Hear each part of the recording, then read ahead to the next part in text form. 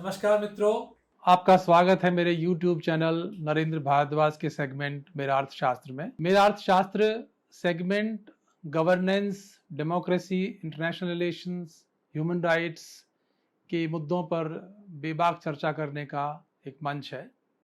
Who has now been arrested in India. सरकार मान गई। 100 रुपये, 1000 रुपये के पुराने नोट अब के लिए घुसपैठियों को शरण देना चाहते हैं। पिछले दिनों पूरी दुनिया में एक ही विषय करीब करीब रूप से छाया रहा, वो है अफगानिस्तान की स्थिति। जिस तरीके से, जिस इजीनेस के साथ, जिस स्मूथनेस के साथ तालिबान ने एक सप्ताह के अंदर अफगानिस्तान की सरकार को रन ओवर किया, उससे न केवल नई परिस्थितियां अंतर्राष्ट्रीय रिलेशंस को ध्यान में के विषय में बनी, बल्कि एक बहुत चिंता का विषय भी हुआ कि वहाँ मानव अधिकारों का, महिलाओं के अधिकारों का, बच्चों के अधिकारों का क्या होगा।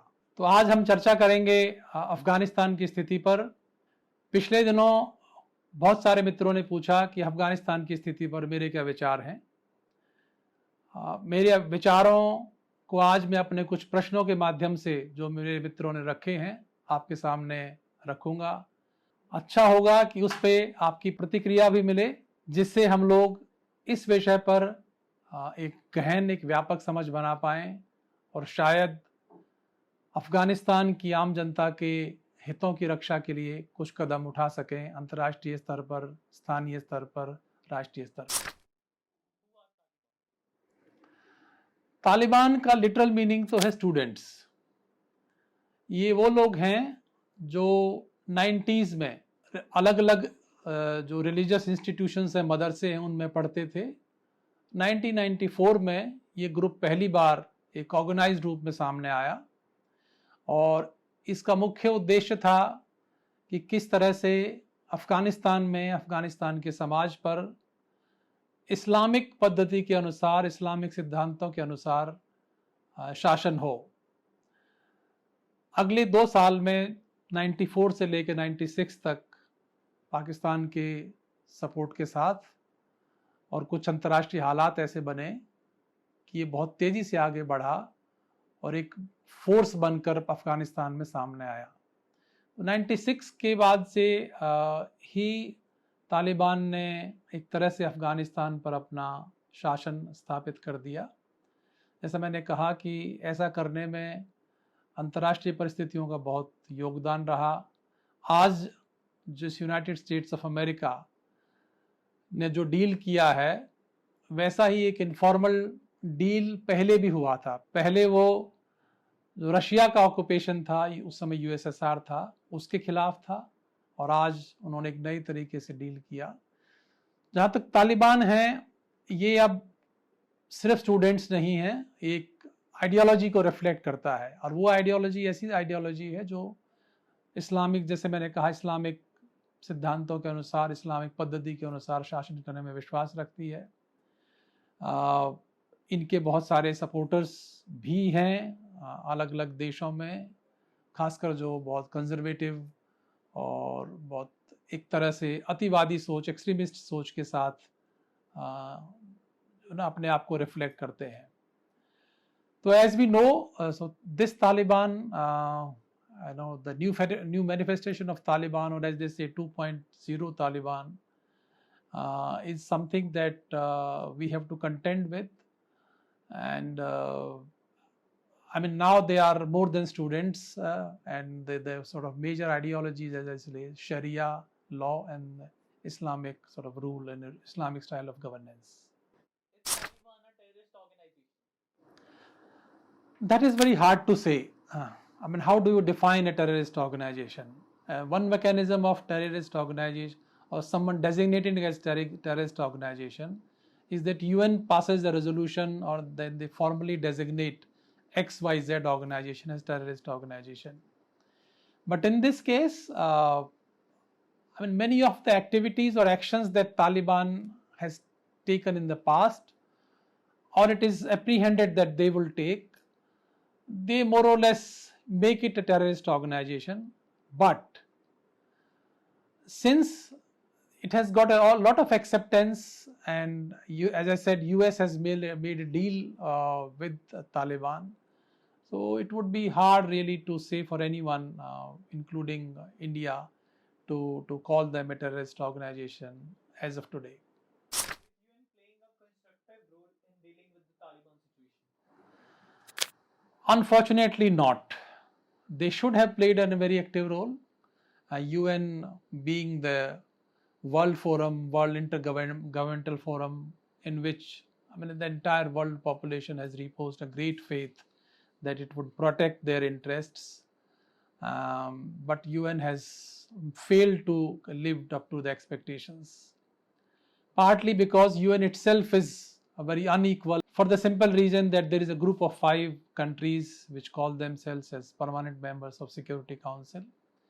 So they ultimately decide if UN wants to take up an issue or not.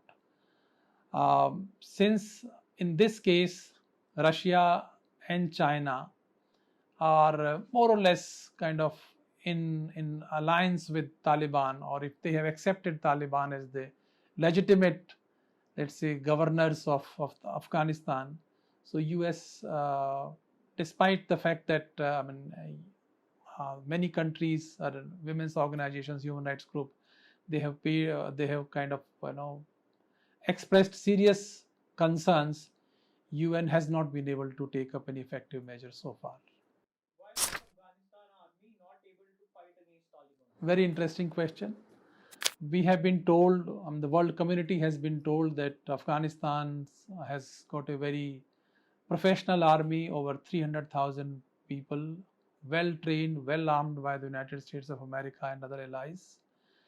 Together with our NATO allies and partners, we have trained and equipped over nearly 300,000 current serving members of the military, the Afghan National Security Force, and many beyond that who are no longer serving. Add to that hundreds of thousands more Afghan National Defense and Security Forces trained over the last 2 decades.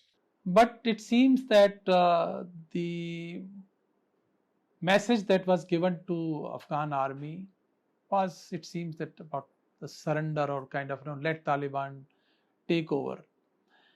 That's one theory. The other one is that the morale of the Afghanistan army, the leadership of Afghanistan army was not really up to the challenge of Taliban, and many within the Afghan army were also, it seems, that sympathizers with Taliban. So despite having all the, let's say, the right ingredients in fighting the sort of a group like Taliban, Afghanistan army was not able to contain them in time.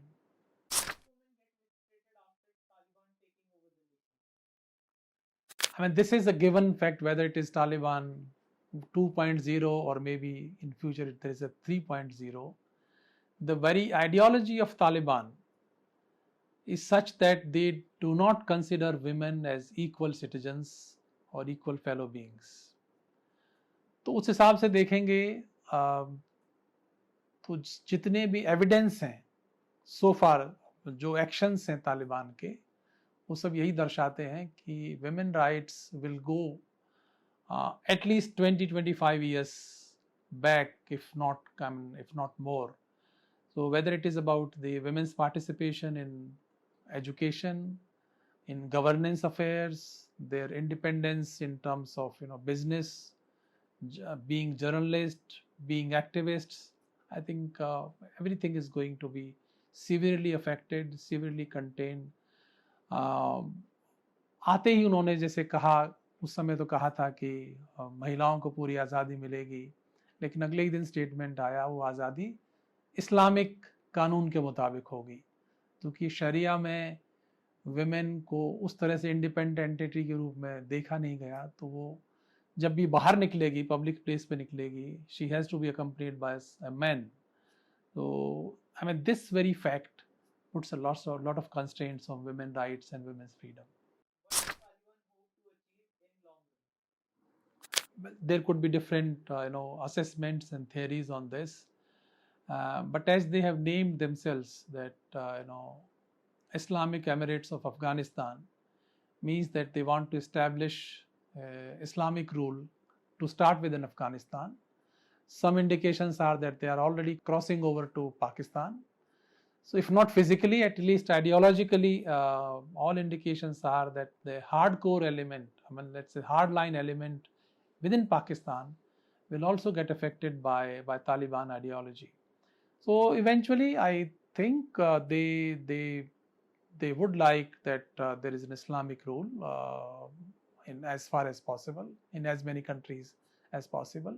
But I think that's a little far-fetched. That really would depend on how the world deals with the situation of Taliban.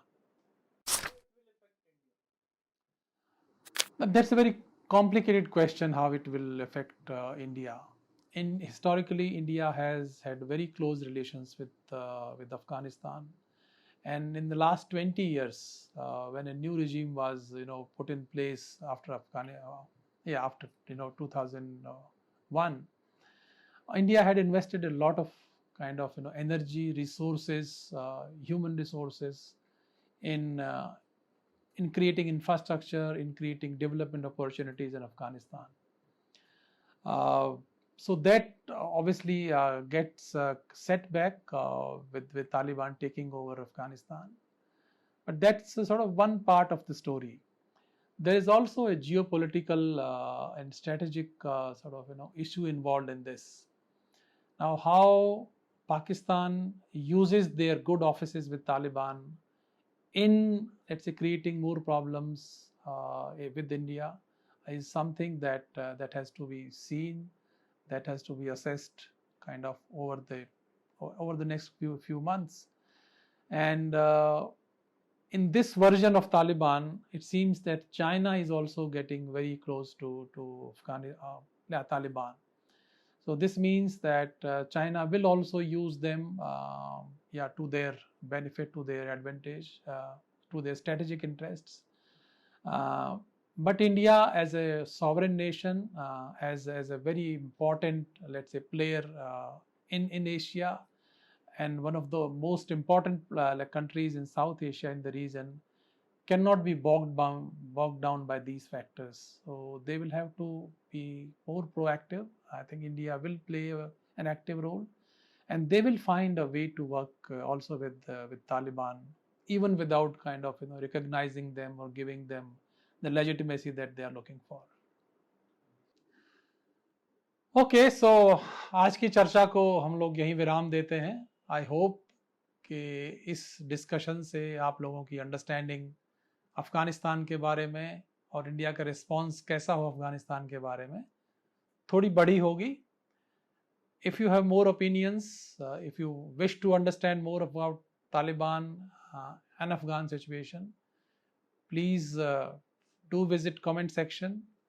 I will try to respond to all the comments and each of them in the best possible manner.